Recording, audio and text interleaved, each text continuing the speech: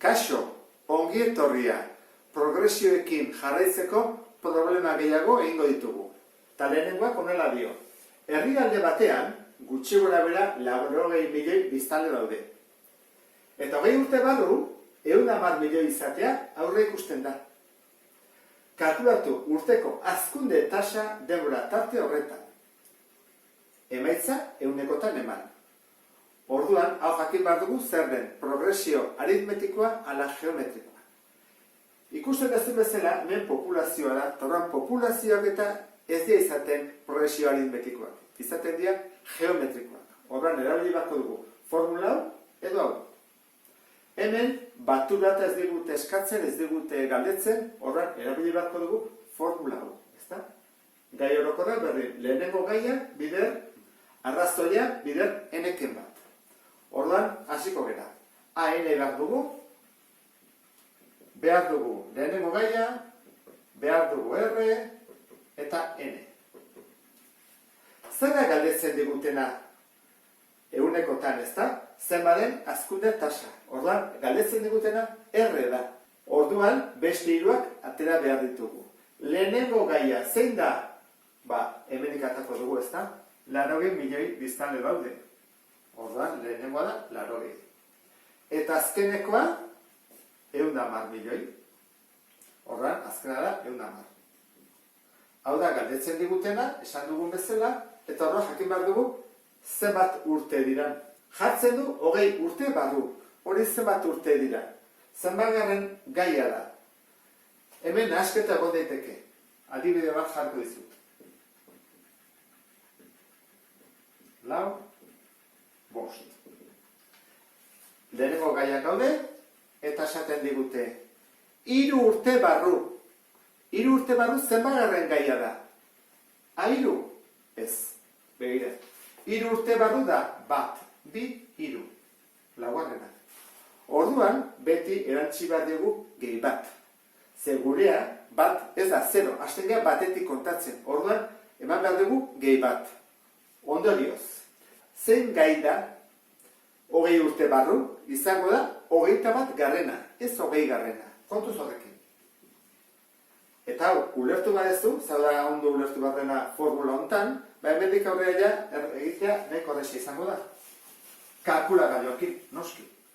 Hasiko gara. AN 110, berdin. Gero jartzen du berdin, lehenengo gaia, 80, bider, R, ez dakigu. Eta goian, N-eken bat. N da 21, kendu behar dugu bat. Orduan, getezego, 110 berdin, 80, bider, eta hemen, 21, ken bat, 20. Orduan da, R, ber, 20. Urrengoa, bidertzen nahi dena, pasatzen da zatitzen, beraz da, 110, zati 80, berdin, R, ber, 20, hauek kendu daitezke, eta orain R bakarrik utzi behar dugu, eta berekin dago ber, 20. Berreketoi beste aldera, pasa behar da, errotzen, orduan jarri behar dugu horrela. Erro, hemen 20 bat, eta goian 11, behan 8, berdin, R. Eta hortarako behar dugu kalkulagailua, hau aukera sartzeko, bestela eziko dugu jarraitu. Orduan jarriko dugu lehenengo erroketa 20, 20, eta barruan, zatiki moduan, 11 eta 8. Berdin, eta ematen digu 1,016. Arrazoia kalkulatu dugu, orain behar dugu hazkunde tasa. Zau da galdetzen digutena? Hazkunde tasa izango litzake 0,2 mugitzea, ze 100-etan da. Orduan, bat hori kentzen dugu, gelditzen zaigu, koma mugituta bi, bat, bi, bat, koma, 6. Orduan, emaitza izango litzake 100-eko bat, koma, 6. Eta horrela bukatzen dugu problema hau. Gaixotasun bat eragiten duen bakteria laborategi batean aztertzen ari dira. Bakteriaren hazkunde tasa eguneko 15 dela dakite. Petriren plaka batean 100.000 bakteria baldin badaude, zenbat izango ditugu aste bat pasa ondoren? Bueno, hazkunde tasak horrelakoak direnean izaten da progresio geometrikoa, ez aritmetikoa. Eta galdetzen digutelako zenbat dira bukaeran batu egin beharko dugu eta formula honen bila joan beharko dugu.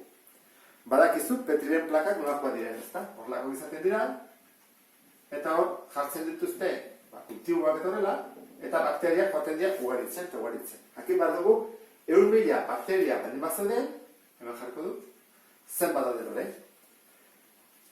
Zer dakigu?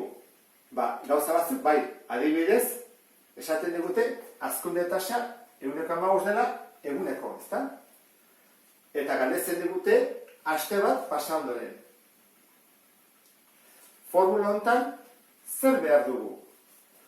Guri galdetzen digutena, batura da, hori ez dakigu, orduan beste hiruak jakin behar ditugu. Lehenengo gaia, beharko dugu, zenbat ziren hasieran, badakigu, 100.000. R eta N.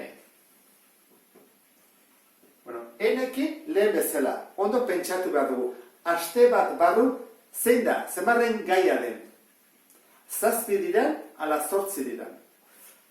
Egin dugu azkar-azkar, nik uste badakizula ja, zenen emaitza, baina ez baduzu ulertu, bazpere jartzen dut.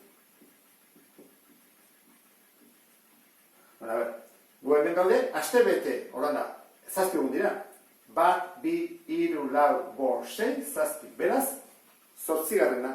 Horren, N, 8 garrena da. Eta bestetik jakin behar dugu arrazoia zein den. Horren, arrazoia ate behar dugu hemendik. Hau da, eguneko 15, hori bihurtzen dugu 0,15, 0,2 mugitzen delako, zati egun eiterakoan, eta gero zer egin behar dugu? Hemen sartzerakoan ere oso bat erantzi. Orduan izango litzake 1,15. Ikusi dut, ezta? Nola dugu. Hori egin ondoren, formulan aplikatzea besterik ez zego falta. Eta azkar dengo dugu. SN. S, 8 garren egunean, berdin. Lehenengo gaia, 100.000. R, 1,15. Ber, N, 8, kontuz, izugarri altua, 1,15, ber 8, horrek kendu behar dugu bat.